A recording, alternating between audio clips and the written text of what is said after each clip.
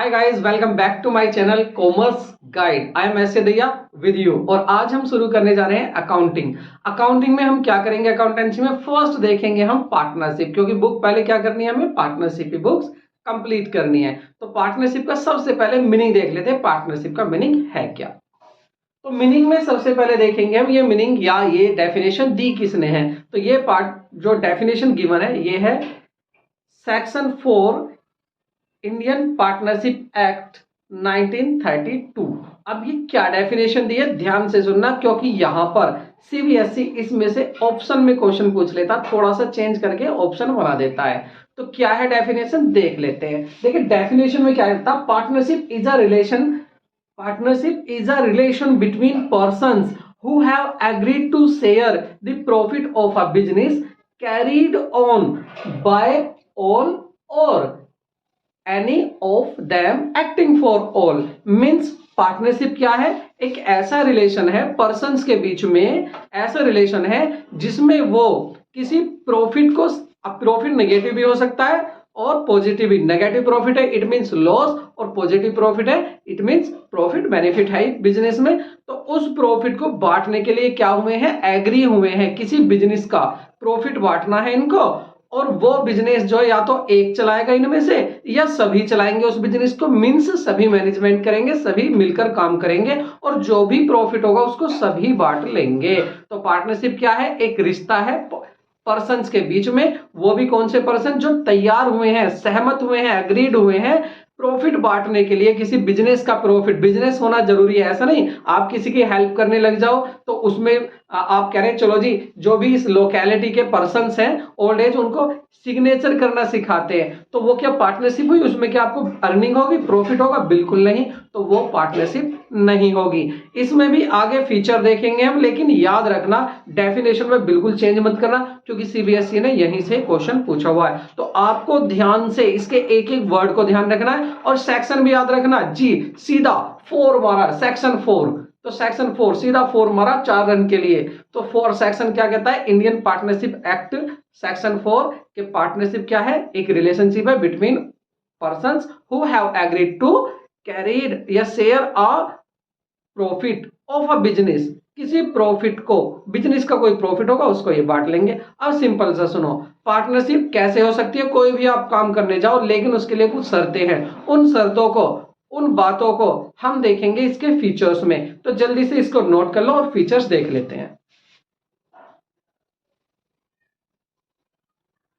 तो अब देख लेते हैं इसके कैरेक्टरिस्टिक्स, मींस पार्टनरशिप के फीचर्स क्या हैं। यहां से भी क्वेश्चन पूछा जाता है। तो फर्स्ट देख लेते हैं, सबसे पहले क्या है, सबसे पहले 2 और मोर पर्सन्स। देखिए इसमें होता क्या है, या तो पार्टनरशिप तभी हो सकती है कम से कम 2 पर्सन हो, और ज्यादा से ज्यादा कितने पर्सन हो सकते हैं? देखिए सेक्शन जो 464 Indian section 464 company act confuse करता है। यहां देखो ये बात, आप पार्टनरशिप पढ़ रहे हैं लेकिन पार्टनरशिप में नंबर ऑफ पर्सन कौन बता रहा है, कंपनी एक्ट।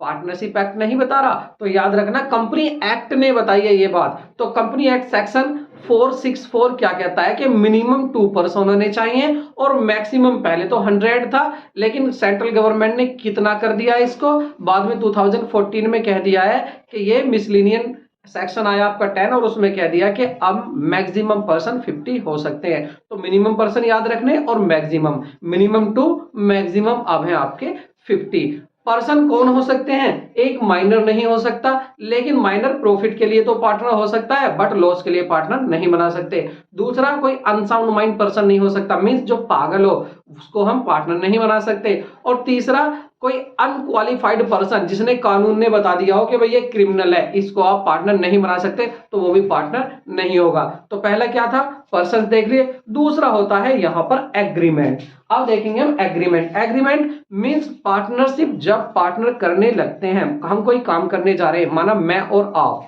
हम बिजनेस करने जा रहे हैं। आप 4 हैं, एक मैं हूं, 5 लोग हैं, हम 5 लोग बिजनेस करने जा रहे हैं। तो हम कुछ तो एग्रीमेंट करेंगे, कुछ तो कहेंगे भाई ठीक है, हम क्या, हमें क्या करना है, हमें जो भी माल अब क्या है, ऐसे में शुगर बीट सस्ते आ रहे हैं, चुकंदर, तो जल्दी से खरीद लेते हैं, उसको कल बेच आएंगे, जो भी प्रॉफिट होगा बराबर बराबर बांट लेंगे। तो ये क्या हुआ, यही तो एग्रीमेंट था, ओरल था, मैंने लिख के नहीं दिया, एग्रीमेंट रिटर्न नहीं किया। हाँ, अगर इस एग्रीमेंट को लिख देते, रिटर्न हो जाता, तो ये रिटर्न एग्रीमेंट कहलाता है पार्टनरशिप डीड। तो अगर आगे डिस्कस करेंगे पार्टनरशिप डीड क्या है, क्या क्या इसमें होता है, तो पार्टनरशिप डीड क्या है, सिंपल पार्टनरशिप डीड है कि रिटर्न एग्रीमेंट। इसके बाद क्या होता है, लॉफुल बिजनेस होता है, कोई भी आप गलत काम नहीं करेंगे पार्टनरशिप में, आपको लॉफुल जो आपका कानून कहता है वही बिजनेस करेंगे। उसके बाद इसमें आपका पर्सन भी हो गया, एग्रीमेंट भी हो गया है, और लॉफुल बिजनेस हो गया। देन होता है प्रॉफिट शेयरिंग।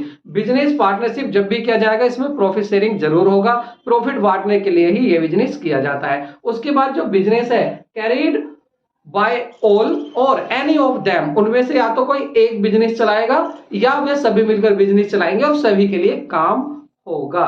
तो यहां पर हमारा बिजनेस के जो थे, फर्स्ट आपका हो गया है पर्सन, एग्रीमेंट, लॉफुल बिजनेस, और फिर है आपका बिजनेस कौन चलाता है। ये सारी बातें आपको याद रखनी है, यहां पर फीचर भी कंप्लीट हो जाते हैं। आई होप आपको ये अच्छी लगी होगी। अगर वीडियो अच्छी लगी हो तो लाइक करना और दोस्तों को अपने शेयर करना बिल्कुल भी ना भूलें, क्योंकि हमें आपकी सपोर्ट की जरूरत है। मिलते हैं नए वीडियो में, टेक केयर, बाय बाय।